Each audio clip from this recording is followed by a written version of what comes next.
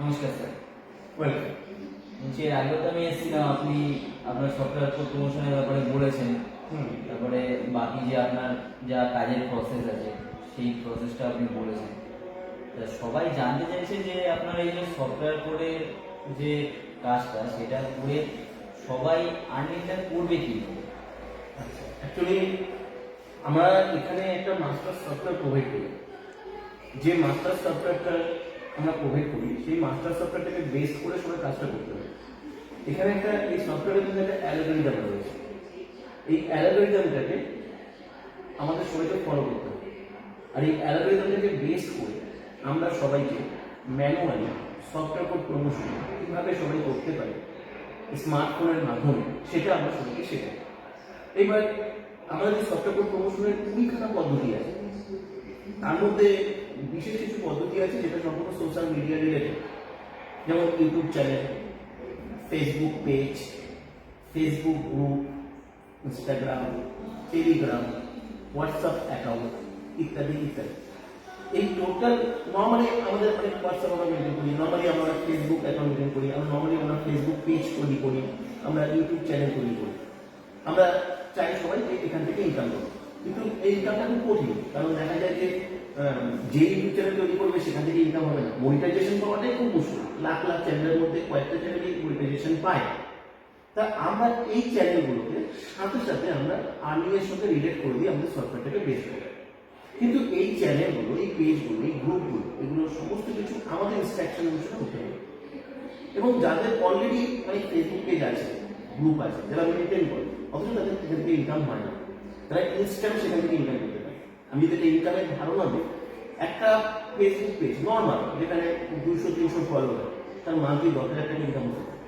একটা ইউটিউব, সেটাতে হয়তো 1,000 সাবস্ক্রাইবার নেই, সেই চ্যানেলটা থেকে সেই ইনস্ট্যান্ট 10,000-15,000 টাকা ইনকাম করতে পারে।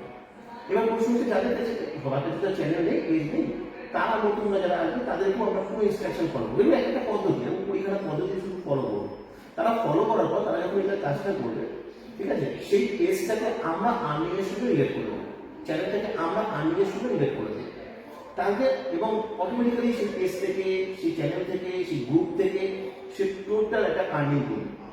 খুব সহজভাবে আমাদের এখানে 80% মানুষ আছে যারা 10,000, 15,000, 20,000 টাকা বাড়িতে বসে ইনকাম করছে। মাত্র 1 থেকে 1.5 ঘন্টা সময় লাগবে, 2 ঘন্টা সময় লাগবে, পার্ট টাইম হিসেবে সবাই কাজটা করতে পারবে। এটা একটা সুবিধা আছে। আমরা শুধু 20 বছরের নিচে কাউকে অ্যালাউ করি না, 20 বছরের উপরে যে কোনো মানুষ, বয়সের মানুষ, যদি উনি শিখতে আগ্রহী হন, কাজটা করতে আগ্রহী হন, উনি অ্যাপ্লাই করতে পারেন। এইভাবেই আর কি আর্নিংটা হয়ে থাকে। আর আর্নিংটা যে ক্রেডিট হয় সেটা আমাদের সফটওয়্যারে, যে সফটওয়্যারটা সে পাবে সেখানে সে যে অ্যাকাউন্টে পেমেন্ট নিতে চাইবে, সেটা জিরো ব্যালেন্সের অ্যাকাউন্ট হলেও হবে, সেই অ্যাকাউন্টে প্রত্যেক মাসের 10 তারিখে টিসিএস সিস্টেমের মাধ্যমে ওটা automatically bank to bank credit হয়ে যাবে। আচ্ছা, আর ধরুন আপনার মানে এখানে যারা ভিউয়ার্সরা জানতে চায় যে এরকম আপনার যে একটা অ্যাপ্লিকেশন করার ব্যাপার আছে, এখানে অ্যাপ্লাই করার যে ব্যাপারটা আছে, সেই অ্যাপ্লাইটা কিভাবে করবে ভিউয়ার্স? এখানে একটা হোয়াটসঅ্যাপ নাম্বার থাকবে আর একটা কোড থাকবে। ওই হোয়াটসঅ্যাপ নাম্বারে এসে কোডটা দিয়ে অ্যাপ্লাই করতে হবে, তাহলে সে ডিটেলস ইনফরমেশন পাবে। আর মূলত যাতে জুমের ক্লাস অ্যাটেন্ড করতে হবে, ক্লাস অ্যাটেন্ড না করলে হ্যাঁ, আপনি তো আগের দিনও বলেছেন জুমের ক্লাসটা মাস্ট। জুমের ক্লাসটা হচ্ছে মাস্ট। সেই ক্লাস অ্যাটেন্ড করে ওখান থেকে সব ডিটেলস জানবে, এবং ওখান থেকে সিলেকশন প্রসেসও তাকে বলে দেওয়া হবে। ওখান থেকে সে সিলেক্টেড হলে সে মাস্টার সফটওয়্যার পাবে এবং কাজটা করতে পারবে, আর্নিংও করতে পারবে। আচ্ছা স্যার, মানে বলছি যে যারা অ্যাপ্লাই করবে তারা কি সবাই চান্স পাবে? না, সবাই চান্স পাবে এটা নির্ভর করবে তাদের উপর। আমরা প্রত্যেক জায়গায় জাস্টিফাই করি ক্লাসটা সে শুনেছে কিনা, কতটা সে বুঝতে পেরেছে কাজটা, ঠিক আছে, এবং তার জায়গা থেকে কনসেন্ট দিতে হবে যে হ্যাঁ তার কতটা আগ্রহ আছে, উৎসাহ আছে কাজটা করবার, শেখবার, সেগুলো আমরা চেক করবো। সেটা আমাদের নিজস্ব পদ্ধতি আছে। আমরা কাউকে ফোনও করি না, কারো ফোন কল করার দরকার পড়বে না, পুরো সাইলেন্টলি প্রসেসটা হয়। সেটা ক্লাসে আসলে তারা সেই সিলেকশন প্রসেস থেকে সিলেক্টেড করে অবশ্যই তারা সুযোগ পাবে। আমরা আমাদের জায়গা থেকে চেষ্টা করি সবাই যাতে চান্স পায়, কিন্তু চান্স দেওয়াটা বা রিজেক্ট করাটা এগুলো কোনোটাই আমাদের হাতে থাকে না। একটা প্রসেস আছে, সেই প্রসেসটা মেনটেন করতে, একটা কোডিং প্রসেস আছে, সেই কোডিং প্রসেসটা তাদেরকে ফলো করতে হবে। আচ্ছা স্যার, বলছি একটা যে আপনার এই যারা ভিউয়ার্সরা মানে আপনার এই ভিডিওটা দেখে, যারা অ্যাপ্লাই করতে ইচ্ছুক, তো তাদের মনে একটা প্রশ্ন থাকে যে টাকা পয়সার বিষয়ে কেমন কি লাগে, কারণ এখন তো বিনা পয়সায় তো কিছু হয় না স্যার। তো সবাই ছোট্ট বিশ্বাস করতে চায় না যে ও ঘরে বসে একটা কাজ এরকম বিনা পয়সায়। তো সেই ক্ষেত্রে টাকা পয়সা কিছু লাগবে? দুটো অপশন থাকে, একটা উইথ ইনভেস্টমেন্টের অপশন থাকে যেখানে 1199 টাকা দিতে হয়, যে সফটওয়্যারটা দেওয়া হয় সফটওয়্যারটা অ্যাক্টিভেশনের জন্য। আর দ্বিতীয় একটা অপশন থাকে যেখানে কোনো পয়সাই লাগে না, সেখানে আমরা বলি ইনস্ট্যান্ট তুমি ইনকাম করতে শুরু করো, 1199 2000 3000 5000 টাকা ইনকাম করো, সেখান থেকে তুমি সাথে সাথে সফটওয়্যারটা অ্যাক্টিভেশন করো, 7 দিনের মধ্যেও চাইলে তো ইনকামটা করা যেতে পারে। আর আমরা একটা এডুকেশনাল ফিস আমরা নিই, সেটা হচ্ছে যখন সে 10,000 টাকা ইনকাম করবে তখন সেই ইনকামের উপর থেকে 5% থেকে ফিস দিতে হবে। আর যখন সে 50,000 টাকা প্লাস ইনকাম করবে তখন সেই ইনকামের উপর থেকে তাকে 10% ফিস দিতে হবে। কিন্তু এর আগে সবাই চাইলে সম্পূর্ণ জিরো ইনভেস্টমেন্টে কাজটা করতে পারে।